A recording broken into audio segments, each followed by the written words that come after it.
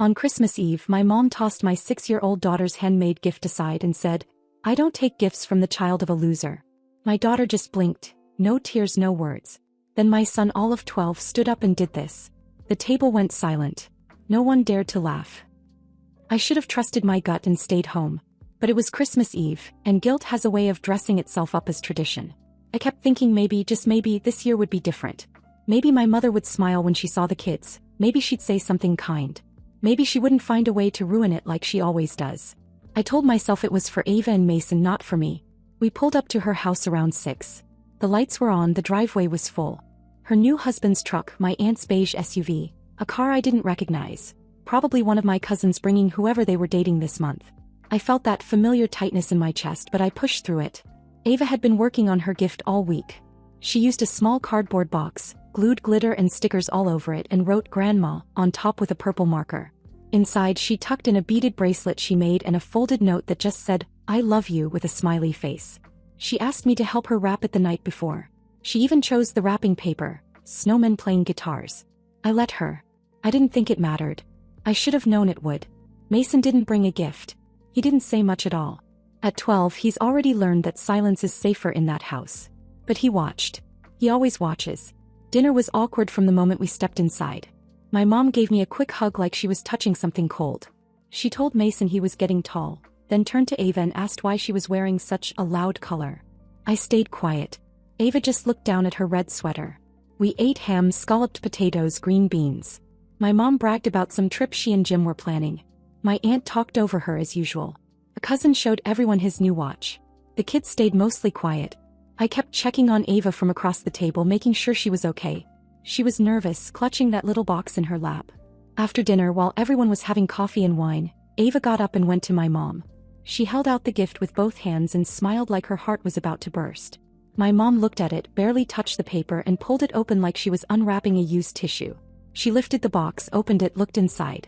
Then she laughed once, short and mean, and said loud enough for every single person in that room, "I don't take gifts from the child of a loser." I don't remember standing up. I don't remember if I gasped or froze or if my heart stopped. All I remember is Ava. She didn't cry. She didn't say a word. She blinked twice and kept holding the box out like maybe Grandma would change her mind. Like maybe she hadn't heard her right. That's when Mason stood. He walked slowly around the table, not looking at anyone. He picked up the jewelry box from where my mom had set it down like garbage. Then he looked straight at her and said, "This is why Dad left you." It was like someone flipped off the volume in the room. Everyone froze. Even the cousin's girlfriend, who hadn't said a word all night, looked up from her phone. No one said anything. No one knew what to say. Mason didn't wait for a response. He turned to Ava, handed her the box, and told her it was perfect. Then he turned and walked to the front door. Just like that. I followed. Ava followed. My coat was half on when I saw my mother's husband standing by the hallway, just watching. Not saying anything. Just watching. We didn't say goodbye. We didn't take dessert to go. We didn't owe them a thing. In the car, Ava held the box in her lap like it was something sacred. Mason stared out the window.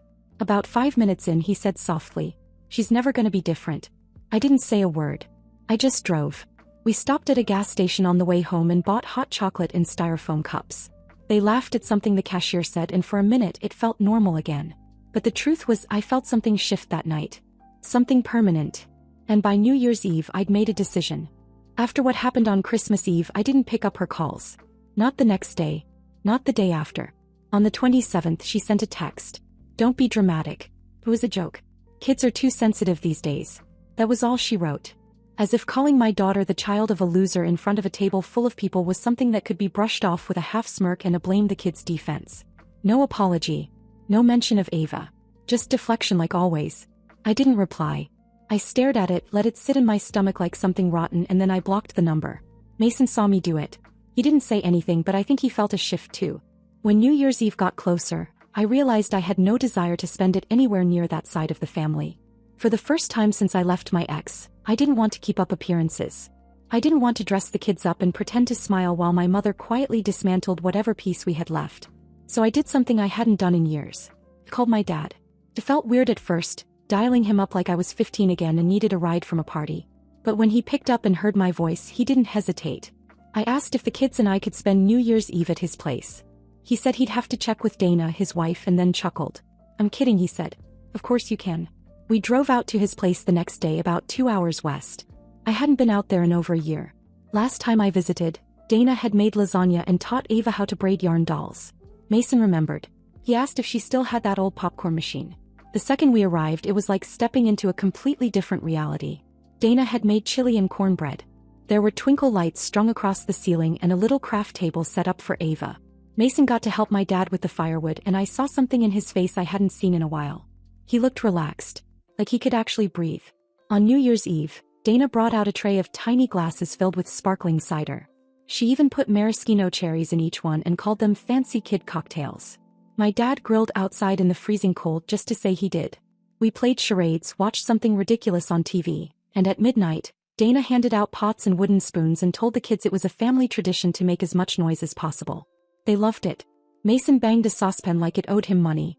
Ava yelled so loud the neighbor's dog barked.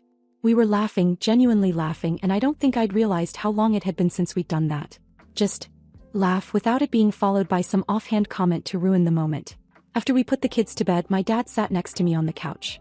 He said quietly, "I'm sorry for all the years I didn't see what she was doing to you." I didn't say anything. I didn't need to. That one sentence meant more than every forced holiday I'd ever spent pretending everything was fine. On the way home, Mason said that was the best New Year's ever. Ava agreed, still wearing the paper crown Dana had given her. For a minute I thought maybe the worst was over. But then on January 2nd the real storm began. A message came from a number I didn't recognize. "So now you run to your daddy when mommy doesn't clap loud enough for you? That's rich." That was my mother. No doubt about it. I didn't reply. I blocked that number too. But she wasn't done. My aunt called later that day, voice full of fake concern. She said things like, "Your mom's really hurt and she didn't mean it like that." Then she said something that sealed it. "You know how she is. You should be used to it by now." That line. Used to it. As if that made it okay. That week I started cutting ties. Not just emotionally but financially. For years I'd been helping my mom, groceries, cell phone bills, rent when she was short. I did it out of guilt, out of habit. She never thanked me. She acted like it was owed. But after what she did to Ava, I couldn't stomach another cent going towards someone who had so little kindness for her own granddaughter. So I stopped. She noticed fast. The messages turned cold, then furious. I ignored every single one. And strangely enough, Jim, her husband, didn't reach out. He didn't yell or try to guilt me. He didn't take her side. In fact, about 2 weeks later he did something no one else did. He called me. And what he said changed everything. When Jim's name lit up on my phone, I almost didn't answer. It was late, the kids were in bed, and I was halfway through folding a mountain of laundry. I stared at the screen like it was a trick. He had never called me before. Not even once. In 6 years of him being married to my mom, we'd exchanged maybe 20 words total. Usually about where to set the dishes or whether Mason liked football. He called again 2 minutes later. I answered. There was this long pause at the beginning, just air between us. Then he finally said he was sorry. Not on her behalf, he didn't speak for her. He said he was sorry for not saying anything at the table that night. He said he saw Ava's face and it had stayed with him. Said he kept waking up at night thinking about that moment. The way she just stood there. I waited for the catch. For the part where he'd ask me to let it go, to bring the kids by, to try and make peace for the sake of the family. But he didn't. Instead he said she went too far. And I should have stopped her. He said it again, slower, like he meant every word. It was the first time anyone from that side of the family acknowledged it out loud. I didn't know how to respond. I just told him Ava was doing okay and that Mason was still angry. He said he didn't blame him. Then he said something strange. Something that stuck with me. I don't always agree with how she treats people, but I've gotten used to keeping quiet. That sentence landed hard. It explained more than he probably meant it to. We ended the call not long after that. It was polite. Pause. But I couldn't shake the feeling that something was unraveling in his world too, just not in the way I expected. After that, I started hearing from him occasionally. Not often, just small texts asking how the kids were, if Ava liked books or puzzles, if Mason had a favorite sport. Nothing pushy. No pressure. It was strange at first, but not unwelcome. He was the only one from that side who hadn't treated Ava's birthday like it didn't exist. Because that's what happened. January 17th came. Her 7th birthday. We had a party, just the three of us. I made cupcakes with rainbow frosting and let her decorate the kitchen with construction paper hearts and stars. Mason gave her a handmade card that said, "You're the best sister ever," in huge block letters. We laughed, we danced, we played her favorite music. But I saw her keep glancing at the front door. Around noon she finally asked me, gently, if maybe Grandma had the wrong date. I told her no. She asked if Grandma was sick. I told her no again. She didn't ask anything after that. Just sat on the floor and started opening her presents. Quietly, carefully. Mason watched her the whole time, jaw tight. That night after she went to sleep, I cried in the laundry room. Not for me, for her. For the way she kept trying to find a reason to believe it wasn't intentional. 2 days later, Nicole, my cousin, sent me a message. Your mom told Aunt Sandra she skipped Ava's birthday to teach you a lesson. She said, Tracy wants to cut me off? Fine. Let's see how she does without me. I stared at the message for a long time. It wasn't surprising. Not really. But hearing it from someone else, seeing it spelled out like that, made it real in a new way. She had punished a 7-year-old child to get back at me. That was when I decided we were done for good. No more chances. No more explanations to the kids. No more guilt about saying no. 3 days later, Jim showed up at our door. He hadn't texted or called ahead. He just knocked holding a small gift bag and a card. Ava answered. She blinked in surprise and looked back at me. I nodded. He stepped just inside, said happy birthday, and handed her the bag. Inside was a plush unicorn with glittery hooves and a card that said, to Ava from Jim, because you matter. She hugged it, said thank you, then just stood there holding it like it was the only thing keeping her grounded. Jim didn't stay. He said he didn't want to cause problems, just wanted her to know someone remembered. As he turned to leave, he paused in the doorway. Would you mind if I came by sometime? Just to talk? I said maybe. I didn't know what he meant. Maybe he just needed to vent, like a man finally seeing through the fog. I had no clue what he was actually planning to tell me. And when he did, it changed everything. Jim texted first, asked if we could talk. He said he didn't want to come in if it made things uncomfortable, he just wanted a few minutes. I said fine. I didn't feel threatened by him. He'd always been mild-mannered, forgettable in a quiet kind of way, and up until recently, completely uninvolved. The kids were at their cousin's for a sleepover, so I figured it was as good a time as any to get the air cleared. He showed up wearing a jacket too thin for the cold, holding a coffee in a convenience store cup. He looked nervous. I let him in and sat down at the kitchen table. I kept it casual, didn't offer him coffee, didn't ask how he was doing. He sat, then went quiet. Looked around the kitchen like he was seeing it for the first time. I waited. Then he started talking. It wasn't what I expected. He told me that things between him and my mom had been getting worse for a while. That the night we left Christmas Eve, she didn't speak to him for almost 48 hours. She blamed him for letting me embarrass her. She accused him of being soft. And when he suggested she apologize to Ava, she snapped. Said I was raising my daughter to be weak. That girls like that grow up to be problems. His voice cracked a little when he repeated that part. I believed him. I could picture her saying it. He said he knew something was off for years, but he'd convinced himself it was just her way. But Christmas Eve shook him. And watching me walk out with both kids, without yelling, without losing my temper, he said that did something to him. I thought I understood what he meant. That maybe he was realizing the relationship he was in wasn't what he wanted. That maybe he wanted to leave. I assumed this was him trying to build a bridge to say he was done enabling her. I thought it was about guilt. It wasn't. What he said next caught me completely off guard. He looked me in the eye and said, I think I admire you more than I ever admired her. And sometimes I wonder what life would be like if I had ended up with someone like you. I blinked. At first I wasn't sure I heard him right. I asked what he meant. He didn't hesitate. You're strong. You take care of your kids without leaning on anyone. You don't let people walk all over you even when it costs you everything. It's rare. I felt my whole body tense. He kept going too quickly. Said that he knew it sounded crazy, but he'd never felt seen in his marriage. That my mom made him feel small. And being around me, seeing how I parent, how I handle things, it reminded him that there are women who don't use cruelty as a weapon. He said he didn't expect anything. He just wanted to be honest. Then he said it.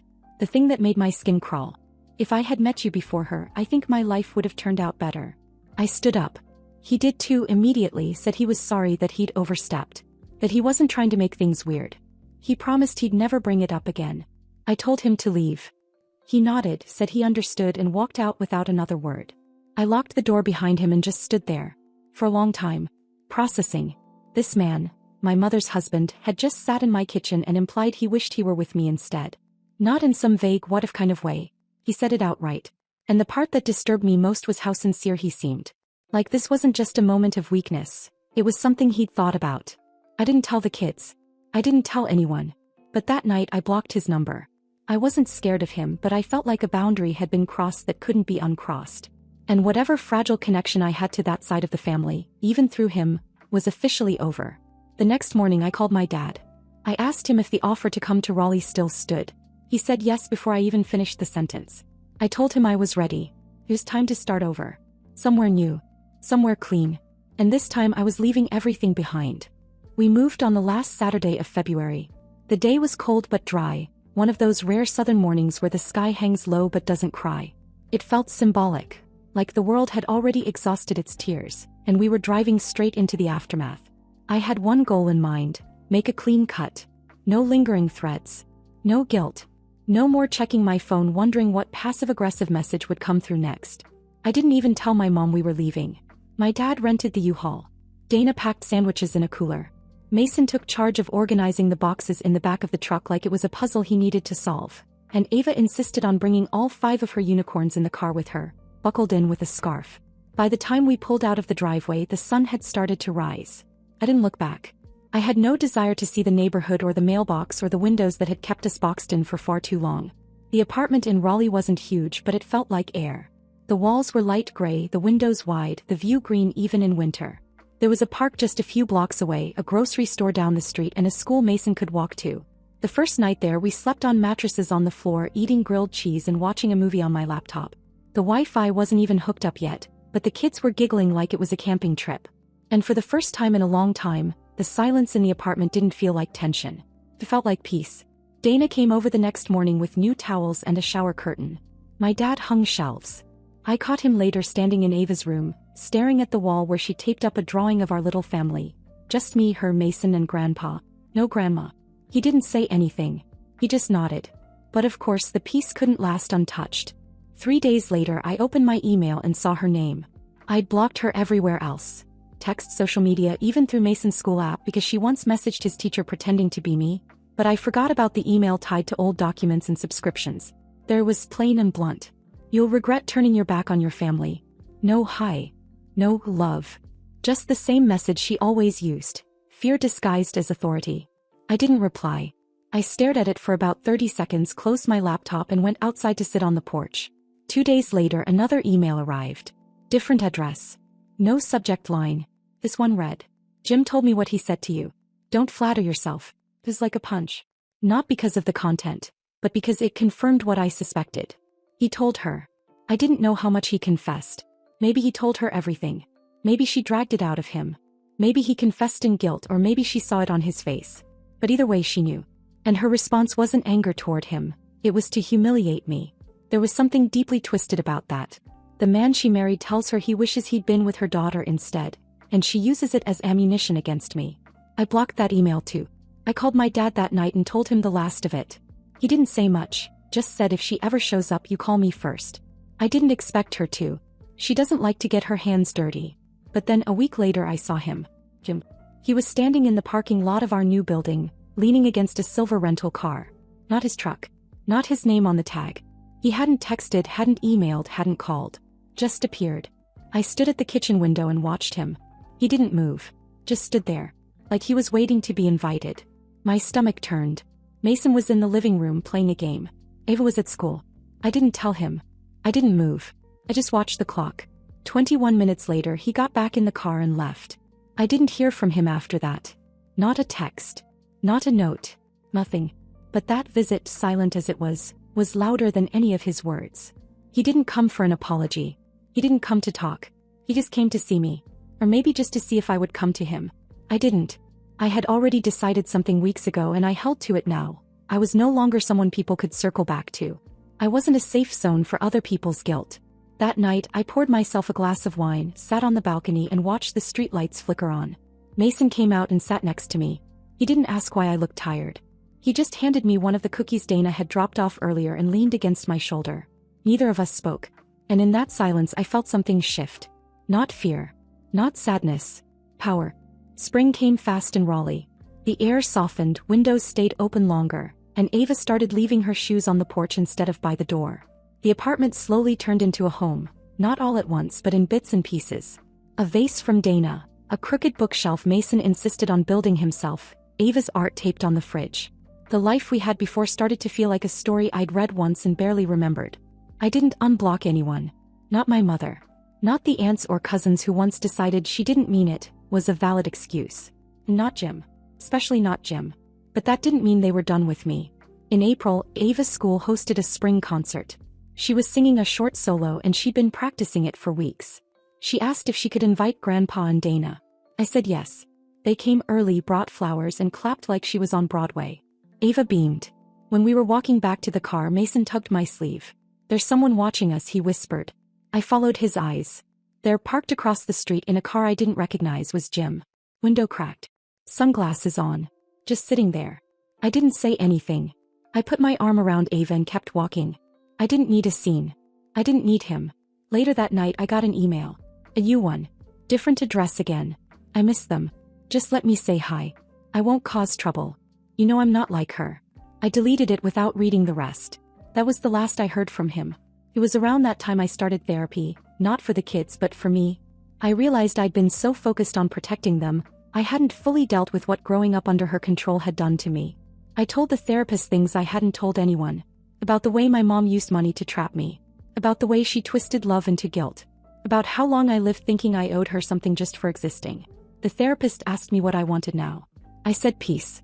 I didn't want revenge. I didn't want a dramatic reunion or some late-life apology soaked in self-pity. I wanted mornings that didn't start with dread. I wanted my daughter to grow up never wondering if she was hard to love. I wanted my son to keep that quiet strength without having to carry the weight of a war he didn't start. So I stayed quiet. I never responded to my mother again. Her birthday came and went. So did mine. I didn't send a card. I didn't post a family photo. I didn't explain my absence to anyone. And slowly the noise died down. That summer we went to the beach for the first time in years. Ava built a sandcastle so big people stopped to take pictures. Mason finally smiled without looking around first. And I sat under the sun thinking, this is what a real life feels like. Not perfect, but free. I don't know where Jim is now. I don't care. My mother probably tells people I turned out ungrateful or mentally unstable or cold. That's fine. Let her. I've stopped chasing people who only love me in pieces. And if one day she knocks on my door hoping for one last performance, she'll be met with the same thing I never got from her. Silence.